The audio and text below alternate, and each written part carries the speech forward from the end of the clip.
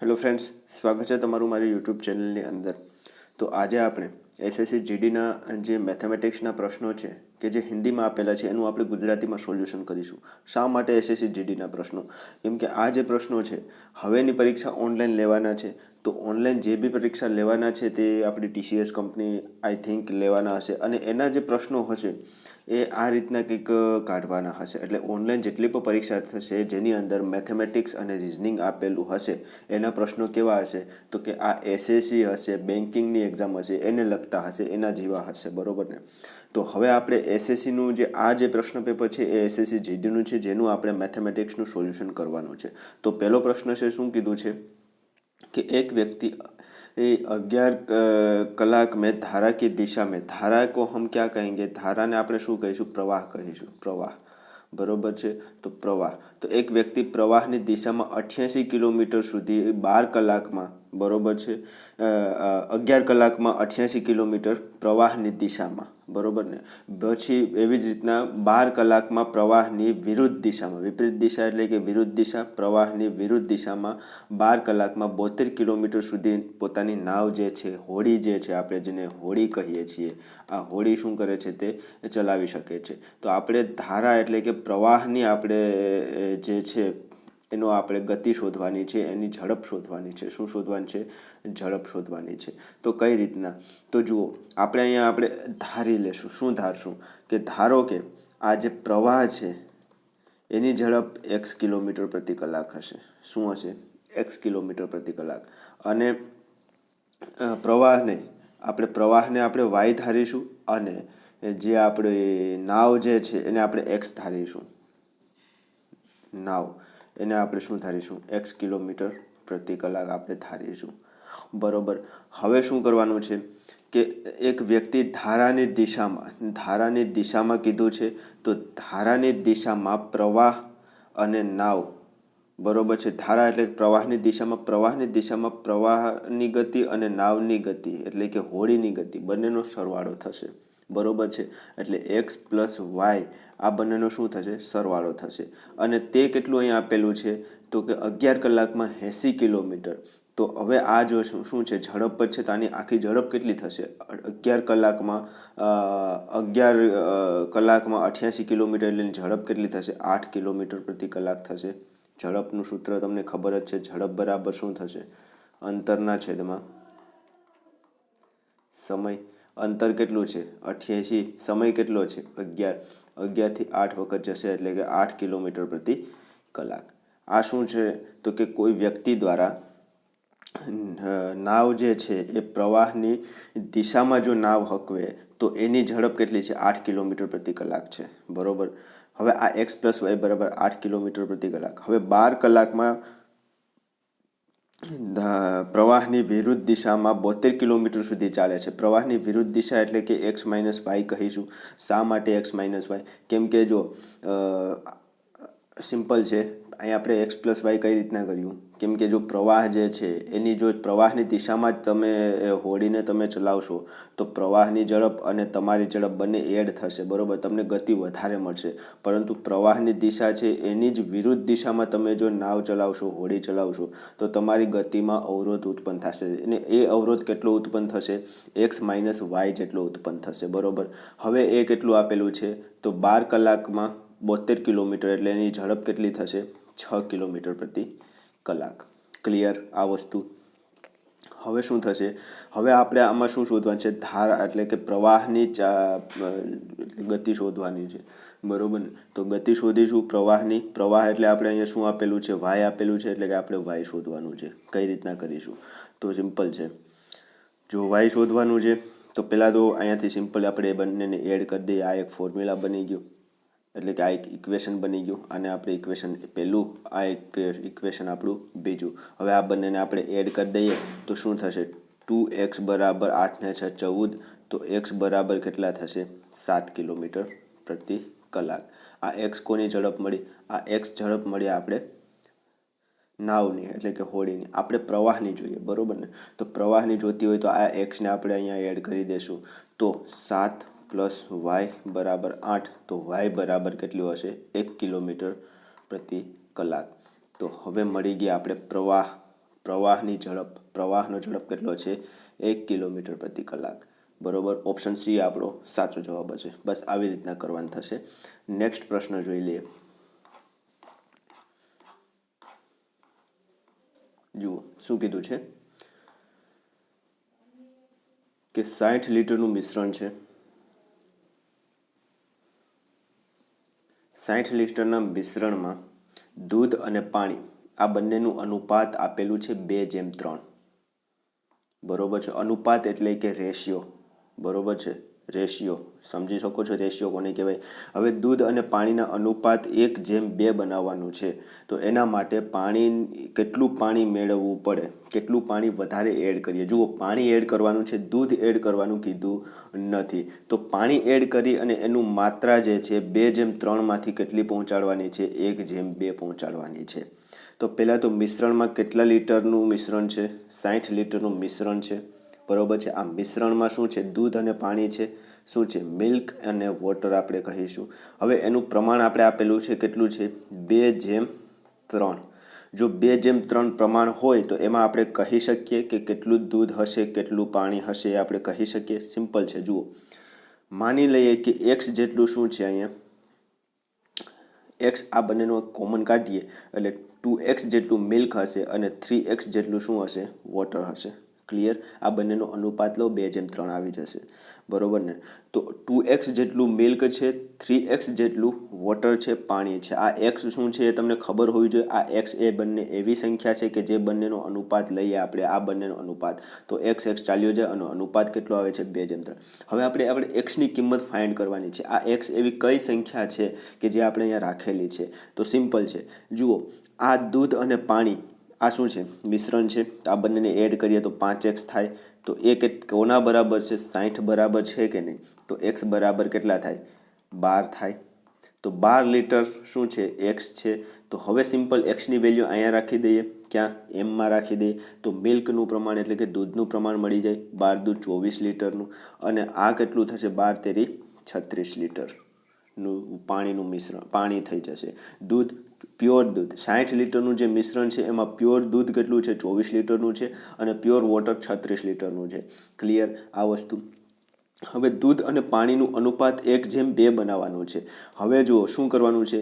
1:2 અનુપાત બનાવવાનું છે. તો 1:2 બનાવવાનું છે એટલે કે શું કરવાનું છે? એમાં આપણે માત્ર પાણી ઉમેરવાનું છે. શું ઉમેરવાનું છે? પાણી ઉમેરવાનું છે. દૂધની માત્રા જે છે એ બદલવાની નથી. આપણે શું આમાં એડ કરવાનું છે?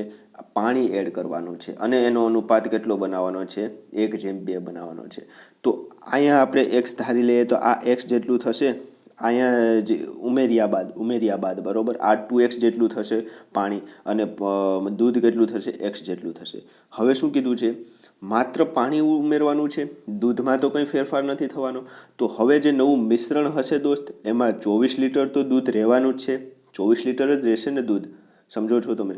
કેમ કે એમાં આપણે પાણી એડ કર્યું, એમાં આપણે દૂધ તો એડ કર્યું જ નથી, પાણી જ એડ કરવાનું છે. તો x બરાબર આપણે કહી શકીએ કે 24 લીટર થશે. આ એક x છે એને આપણે 24 સાથે સરખાવી શકીએ કે ભાઈ x બરાબર 24, કેમ કે આપણે પાણી એડ કરવાનું છે, દૂધ નથી એડ કરવાનું. ક્લિયર? xની વેલ્યુ મળી ગઈ. બસ સિમ્પલ, xને અહીંયા રાખી દો. તો આ કેટલું થશે? 48 લીટર. દૂધ કેટલું થશે? 24 લીટર. ક્લિયર? આ બંનેનો અનુપાત લો, 1:2 આવી જશે. ક્લિયર? હવે જુઓ, નવું મિશ્રણ છે, એમાં 48 લીટર પાણી થયું. પહેલાં 36 લીટર હતું. તો કેટલું પાણી એડ કર્યું? 48માંથી 36 જાય તો 12 લીટર. તો 12 લીટર વધે. તો આપણે આ 12 લીટર એડ કર્યું એટલે નવું અનુપાત કેટલું થયું? 1:2. બસ આવી રીતના ક્વેશ્ચન કરવાના છે. ઓપ્શન નંબર ડી આપણો સાચો જવાબ રહેશે. ચલો નેક્સ્ટ.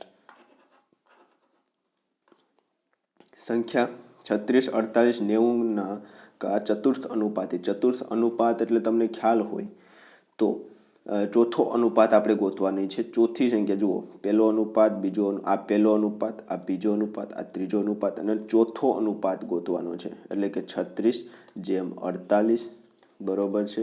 ડબલ જેમ કરી અને 90 જેમ કેટલા. તો આ શું છે? ફોર્થ અનુપાત છે.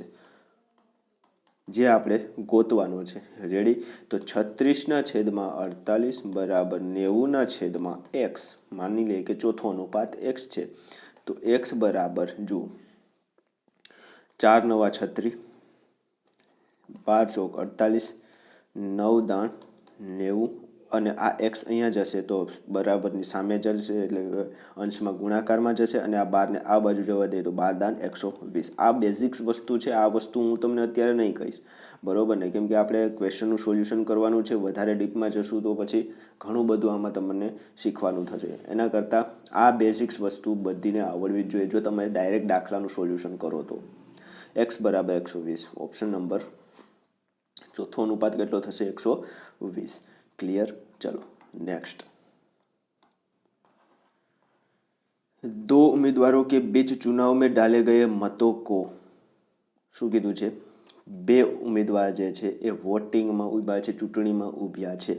તો એના વચ્ચે જો વોટની કરીએ આપણે વોટ કેટલું મળ્યું? તો કે 64% વોટ પ્રાપ્ત કરने वाला व्यक्ति, એક વ્યક્તિ છે એ જેને 64% વોટ મળ્યો, જે કેટલા વોટથી વિજય થયો?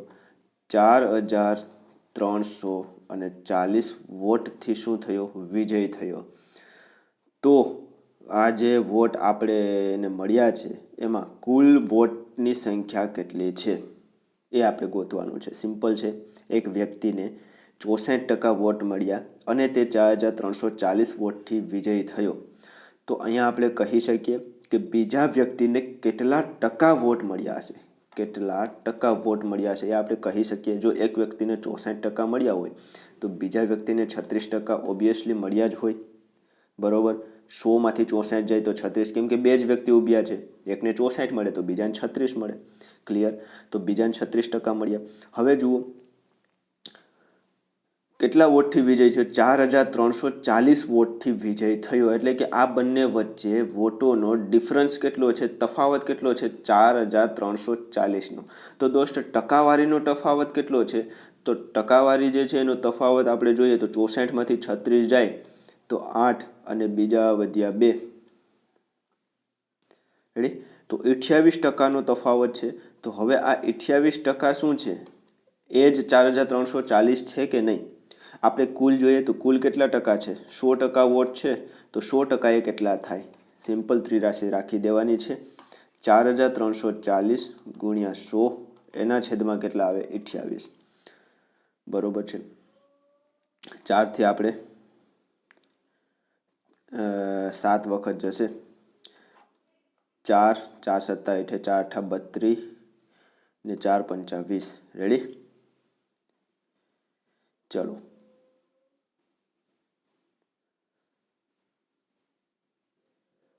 તો આમ જોશું તો હવે અહીંયા ઉડશે નહીં. એક કામ કરીએ, આપણે 4ને આપણે અહીંયાથી ઉડાડી દઈએ. 4ને આ 25થી ચાલ્યા જાય, બરોબર? આ 7 હવે અહીંથી ચાલ્યા જશે. 7 × 6 = 42 અને 7 × 2 = 14 ને 620 ગુણ્યા 25. 620 ગુણ્યા 25 એટલે કેટલા થાય? 25 0 0, 25 × 2 = 50, 9 બિંદુ, વેદા વળી 5, 25 25 6 100, 25 × 5 125, 25 6 150 ને 5 155. તો 155 એટલે કે 15500 વોટ ટોટલ હશે. ઓપ્શન નંબર ડી આપણો અહીંયા સાચો થશે. ક્લિયર? તો બસ આ રીતના આપણે કરવાનું છે. નેક્સ્ટ જોઈએ શું છે.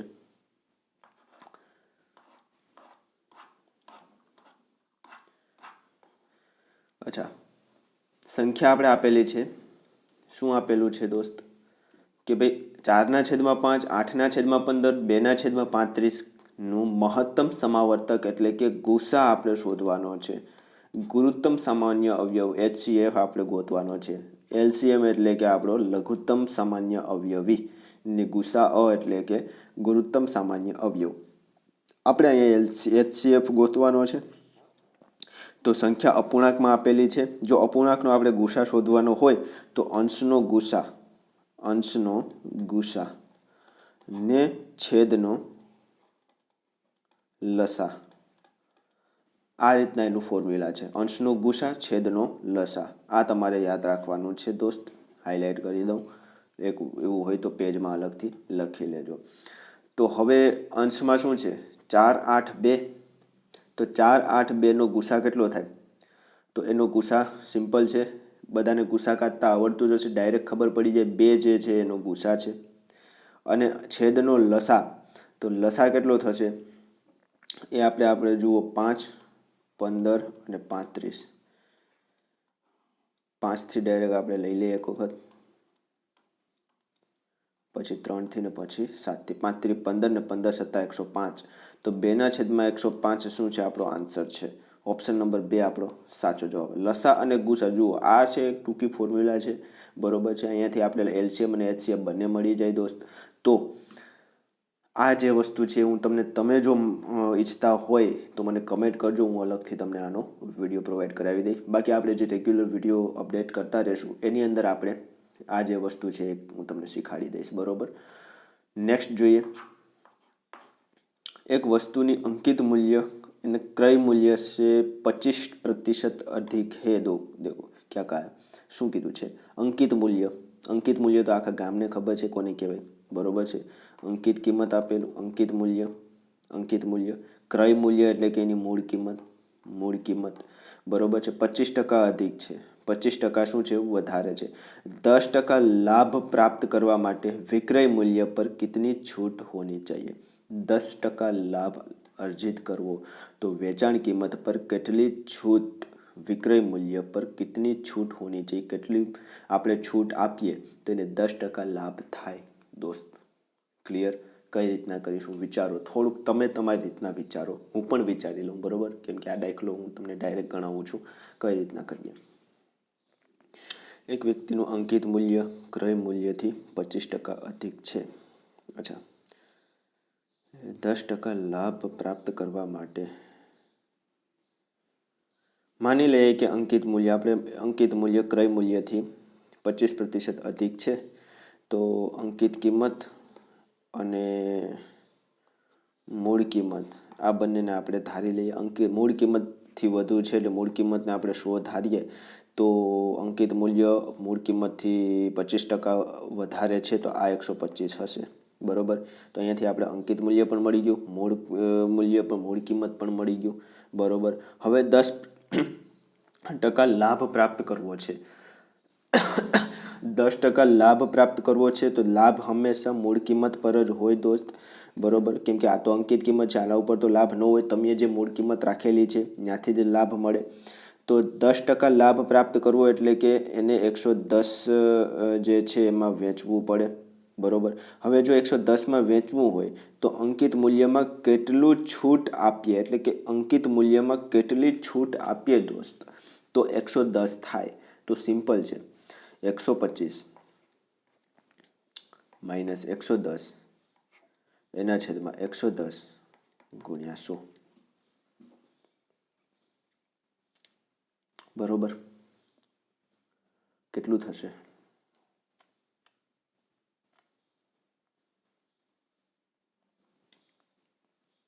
આ આવ્યા 15 ગુણ્યા 100. સોરી, ફરીથી જોઈએ. આપણે શેના ઉપર જોઈએ છે? આમાં આપણે છૂટ આપવાની છે 125 જે છે, એટલે કે અંકિત મૂલ્ય ઉપર છૂટ આપવાની છે. કેટલી છૂટ આપવાની છે, બરોબર ને. તો માની લઈએ કે 125 જે છે એમાં હું X%ની છૂટ આપું. કેટલી છૂટ આપું? X%ની. તો કેટલા થવા જોઈએ? X%ની છૂટ આપું તો કેટલા થવા જોઈએ દોસ્ત?